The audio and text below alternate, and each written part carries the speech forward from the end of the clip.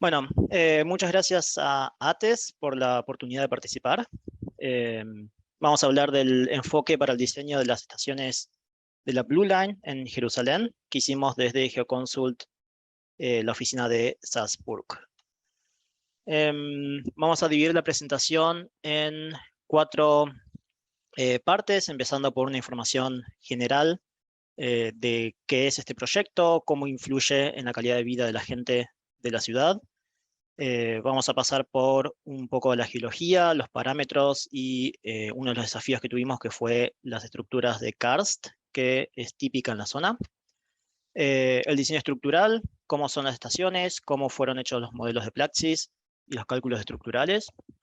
Y finalmente vamos a cerrar con la evaluación de los riesgos, el impacto del túnel en sí durante la excavación que tuvo en los o que va a tener en los edificios alrededor de la traza. Entonces, empezando por un poco qué es la Blue Line, es parte de la visión 2040 que hay para la ciudad de Jerusalén, que esto forma parte de tres estaciones, la Red Line, Green Line y Blue Line, que se ve en la imagen, que son trenes de superficie, tranvías, que van a conectar toda la ciudad. Actualmente, lo único que hay en la ciudad de Jerusalén son sistemas de colectivos, no hay un sistema unificado de transporte. Y principalmente lo que vamos a hablar acá es el tramo subterráneo de la Blue Line, que son tres estaciones en un sector de la ciudad antigua de Jerusalén. El proyecto, el diseño está hecho por la UT INECO en España, GeoConsult en Austria y Yenon en Israel, con cerca de 5 a 10 subcontratistas en Israel mismo. Entonces, como dijimos, esto forma parte del proyecto llamado Jerusalén 2040, que va a beneficiar más o menos al 40% de la ciudad. Estamos hablando de 650.000 habitantes que van a tener acceso a una estación en menos de 500 metros. Pero recordemos que de toda la traza, solo las tres estaciones que se ven en pantalla son subterráneas. Estamos hablando de las estaciones Bar-Ilan al norte, Yehezkel en el centro y Strauss al sur, iniciados por un portal norte y un portal sur, y una bifurcación que va a servir para conectar con la línea, la Green Line. Este tramo que se ve en celeste claro no forma parte de la licitación. El proyecto termina en el pozo temporario luego de la bifurcación. Bien. Un poco cómo son las estaciones. Esta es la primera estación, Bar-Ilan, que conecta, vuelvo un segundo atrás, se ubica justo en la intersección de estas dos avenidas. Espero que vean el cursor. Pero bueno, donde dice acá Bar-Ilan Station, son dos avenidas neurálgicas en este sector de la ciudad. Justo en esa intersección se encuentra esta estructura, que es la que se denomina Big Box, que tiene más o menos unos 25 metros de cada lado y unos 30 metros de profundidad, conectando 4 accesos en el vestíbulo y los 2 tramos de estación a nivel de plataforma. Más adelante en la presentación vamos a ver un poco cómo es el procedimiento constructivo de este pozo, así que lo dejo un poco para más tarde. En general estamos hablando de profundidades de entre 20 y 30 metros a nivel de plataforma, unos 15 a 20 metros de tapada por sobre el túnel. Esta es la estación Yehezkel. Acá lo interesante son los 2 pozos circulares que están exactamente por encima de la bóveda, conectando con las calles en superficie. Y la estación Strauss, al final de la traza, que es similar a Yehezkel. Vamos a ver un poco la geología del área. Hubo campañas de exploración en el 2014-2015, pero tuvieron profundidades de menos de 10 metros, es decir, que no llegaban siquiera a la profundidad que iba a tener la excavación. Se solicitaron y se realizaron en 2018-2019 nuevos ensayos in situ y de laboratorio. A pesar de todo, las investigaciones geofísicas por ubicar estructuras de karst no se pudieron realizar, e incluso hubo perforaciones que no se pudieron hacer tampoco por cuestiones políticas y sociales. Es por eso que parte de los principales desafíos o riesgos que va a haber en la construcción es la ubicación del karst, que se sabe que va a estar, se encontró incluso una cavidad bastante importante durante las exploraciones, y se conoce que en la región es una estructura típica, y la necesidad de hacer más exploraciones durante la excavación misma del túnel. Acá vemos rápidamente los parámetros de la roca. Estamos hablando de una roca de mediana a buena calidad. Principalmente los tipos 3.1 a 3.3 es los que se encuentran en la traza. El tipo 1 es un suelo que está solamente en superficie, son 2 a 4 metros de profundidad. Acá en la tabla los valores rojos fueron calculados, los valores negros fueron asumidos en función a la literatura y a resultados de las investigaciones. Acá vemos como ejemplo la estación Barilán. Como dijimos, la estructura de la Big Box está en el centro como principal acceso o principal estructura de la estación. En amarillo claro vemos el suelo, el tipo GT1 que vimos en la tabla anterior, y el resto es todo roca. Con el rojo oscuro siendo el tramo más fracturado.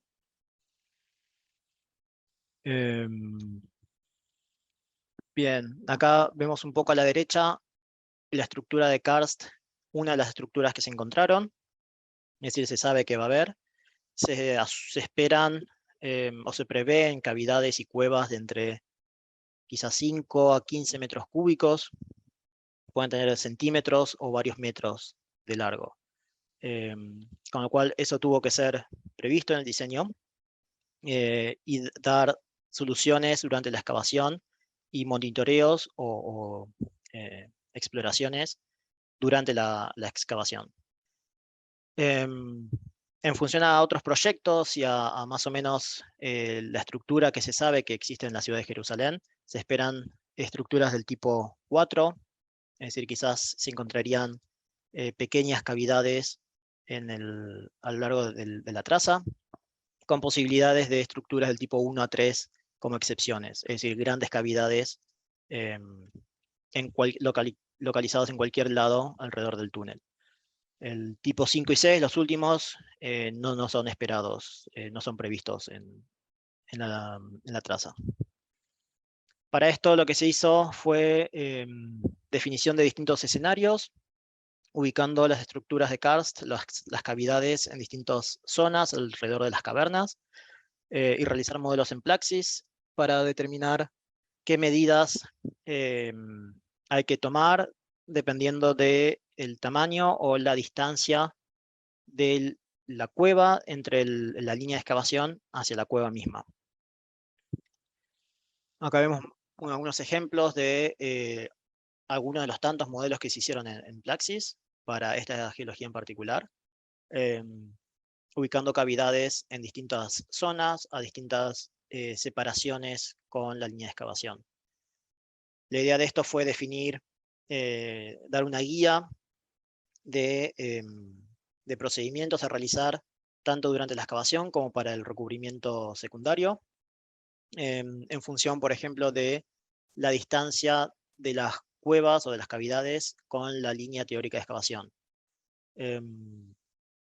Y a la derecha vemos uno de los perfiles de investigación.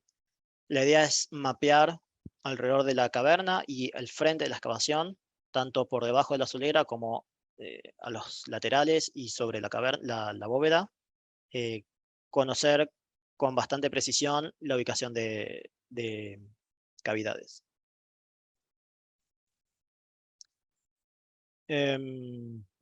Bien, en cuanto al diseño estructural, Las estaciones son las tres, tienen la misma sección. Hablamos de un ancho de 21 metros y una altura en el orden de los 15 metros. El espesor del recubrimiento secundario es 60 centímetros, no por un requerimiento estructural, sino por el requerimiento como refugio de las estaciones. Es decir, que eso ya era parte del input para el diseño de las estaciones. Por ejemplo, en las estaciones también hay salas o habitaciones para detonación de explosivos en caso de que haya una amenaza o se encuentre un explosivo en la estación, pueda ser llevado a esta habitación y detonado de manera controlada. Así que son todas cuestiones adicionales al diseño del, del túnel y a las necesidades de la estación. También las tres estaciones y los accesos fueron diseñados en BIM, lo cual implica que las tres empresas de la UTE y los subcontratistas, cada uno pudo trabajar en sus modelos, en sus diseños, de manera sincronizada con cada uno de los demás, lo cual fue de mucha utilidad para las interferencias, es decir, instalaciones de incendio con estructuras, arquitectura con cualquier tipo de instalación. Si bien las interferencias fueron muchas, mejor que sucedan ahora en el diseño y no durante la construcción. Así que fue una buena experiencia, a mi parecer, el diseño en BIM de todo el proyecto. Incluso parte de los planos de refuerzos fueron hechos también en Revit y vinculados a los modelos BIM. Bien, en cuanto a la secuencia de excavación, está dividido en dos bóvedas y tres bancos. Siempre el camino crítico y donde hay que evitar las demoras es en la excavación del túnel. El túnel se va a excavar de norte a sur desde el portal norte y de también norte a sur desde la bifurcación, desde el pozo temporal hacia el sur. En este caso estamos viendo la estación Barilán con la Big Box en el medio. Bien, recordemos que estamos en la bifurcación de dos avenidas principales, con lo cual la Big Box va a ser excavada primero en 4 tramos para la losa de techo, sostenida por pilares, y más adelante, eso es lo que se ve en verde, y más adelante la excavación comenzando en el portal norte va a llegar a este sector, y como no se puede detener la excavación es decir, detener la excavación del túnel para excavar la Big Box, se realizó una secuencia un poco atípica en la que primero se avanza por el acceso inclinado hasta la Big Box y luego, bueno, estos son aproximadamente 20 fases, acá lo estamos resumiendo, pero la idea es llegar hasta el inicio de la caja, crear un túnel temporario, que es el que se ve acá a la derecha. La línea punteada es la sección de la estación en sí. El túnel más pequeño es el túnel temporario, que va a ir por debajo de esta Big Box y va a continuar hacia el túnel. Es decir, el túnel nunca se va a dejar de excavar y puede seguir avanzando hasta conectar con la bifurcación. En una segunda etapa, o bueno, un par de etapas posteriores, una vez que el túnel está finalizado en su banco y bóveda, se va a realizar una rampa temporaria con acceso al túnel inclinado. Se va a excavar la parte superior de la Big Box en contacto con la losa de techo, dejando una especie de losa o capa de roca entre el túnel temporario y el nivel superior de la Big Box. Luego se va a desmantelar la rampa temporaria y se va desde los niveles inferior y superior se va a excavar el tramo que queda entre ambas excavaciones. Los modelos se hicieron principalmente en Plaxis, 2D y 3D. Algunas partes se hicieron también en Sophistic, que es un software también de modelado. Tanto para el sostenimiento como para el recubrimiento. Acá vemos, por ejemplo, la estación Yehezkel, que dijimos tenía los pozos circulares sobre la caverna. Y justamente este tipo de estructuras o las conexiones con los túneles laterales se hicieron en los Plaxis 3D. Y todas las secciones típicas o que efectivamente se pueden hacer en un 2D se realizaron en el Plaxis 2D. Estamos hablando de 2 modelos 3D para 2 de las estaciones. La tercera era muy similar, incluso la geología era muy parecida. Y como estamos hablando de modelos 3D complejos y que efectivamente llevaron bastantes semanas e incluso meses, se decidió solamente hacer 2 de las estaciones y el resto se realizó en Plaxis 2D.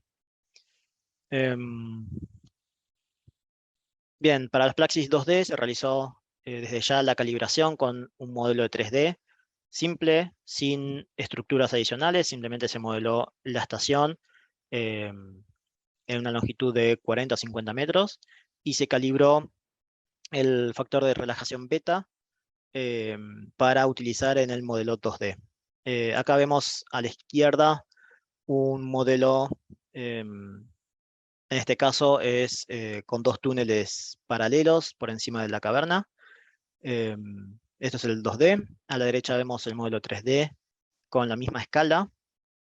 Estamos hablando de menos de un 10% en general, más o menos 10% entre ambos modelos, con un beta de 0.6, 0,60%. Acá vemos esfuerzos normales en el sostenimiento. De vuelta a la izquierda tenemos el Plaxis 2D y a la derecha el Plaxis 3D. Y asentamientos en superficie en este caso, pero también se compararon asentamientos en la clave, en la bóveda. En este caso también aprovecho a remarcar, estamos hablando del orden de 2,5 en este caso, 3, nunca más de 10 milímetros de asentamientos en superficie, pero en general en el orden del 3 a 5 milímetros. Es decir, de por sí los niveles de asentamientos fueron bajos. Todo el diseño se realizó desde ya en normativa israelí, que es similar a la normativa británica. Todo el diseño se hizo directamente en Plaxis. Se tomaron más de 5.000 elementos por cada modelo y todos fueron verificados en planillas de Excel, tomando obviamente ciertas secciones críticas para hacer un diseño particular para cada una de ellas. Bien, eso en cuanto a el diseño estructural, pero voy a hacer más hincapié en los efectos que hubo en los edificios y en los vecinos, porque estamos hablando de calles realmente estrechas. Como ven en la imagen, la estación Yehezkel está por debajo de las edificaciones. En general son edificios de entre 1 y en general 3 o 4 pisos, con más de 100 años de antigüedad. Muchos son edificios considerados de conservación y vulnerables. Incluso detectamos en los 180 edificios que hay en la traza, hay unos 40 que tienen, actualmente están en riesgo estructural, incluso antes de la excavación del túnel, que la municipalidad tiene que tratar antes de que la excavación comience.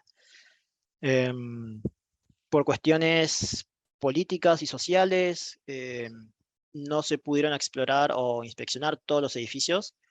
Lo que se realizó fue una inspección externa de los cerca de 180 edificios y se decidieron más o menos un 60% de edificios para hacer inspecciones internas. Por ejemplo, aquellos que están por encima de las estaciones o cerca de las estructuras o que por alguna razón se los consideró críticos, se realizaron inspecciones internas, pero aún así, por estos problemas sociales, no todos pudieron ser, incluso estos 60%, no todos fueron inspeccionados incluso a día de hoy. Entonces, uno de los riesgos es justamente que no se sabe la profundidad y cantidad de subsuelos, con lo cual tuvo que ser asumido. Tampoco se conoce en la mayoría de los edificios los tipos de fundaciones que hay, aunque se sabe que la mayoría van a tener fundaciones superficiales sobre la roca. Hay falta de espacio para movilización y excavación. Vemos, por ejemplo, el acceso 2 de la estación Yehezkel, que es el que está a la izquierda, abajo a la izquierda en esta imagen. Tiene menos de 1 metro de distancia con el edificio que está justo al lado de él. Es decir, entre el filo de los pilotes al edificio hay menos de 1 metro. Y en general, cada centímetro de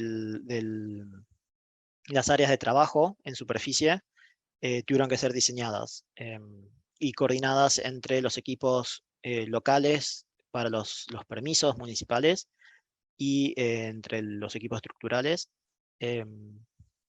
porque realmente el área es muy acotada y cada centímetro cuenta en este caso.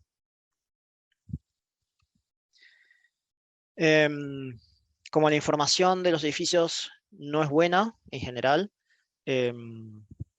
diseñamos un método de clasificación de cada uno de los edificios en función a los datos recibidos de las inspecciones. En cuanto a cantidad de documentación, algunos edificios tienen planos, por ejemplo, algunos no los tienen.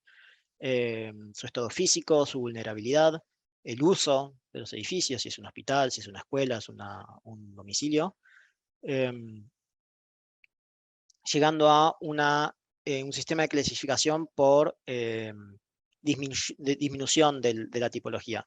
Es decir, se asigna un valor llamado C1 en función al estado del edificio y se lo va disminuyendo en función al uso del edificio y en función a los resultados de la inspección interna. En caso de que la inspección no haya sido realizada aún, también se disminuye. Entonces se llega a un valor entre 1 y 3 que define el riesgo o el estado de cada uno de los 180 edificios.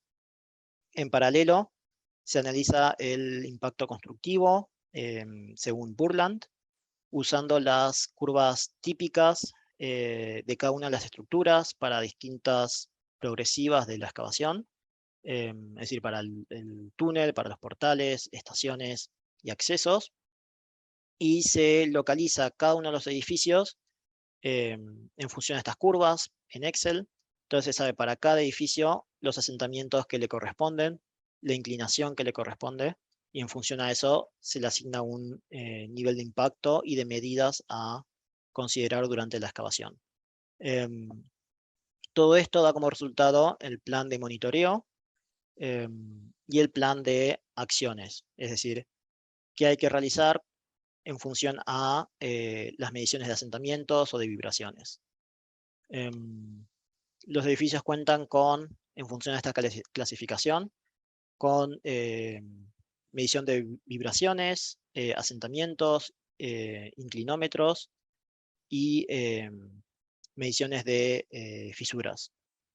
Bueno, acá vemos más o menos un poco la teoría de Burland y la curva, en este caso 3 milímetros de asentamiento, esquemáticamente representado encima de la estación.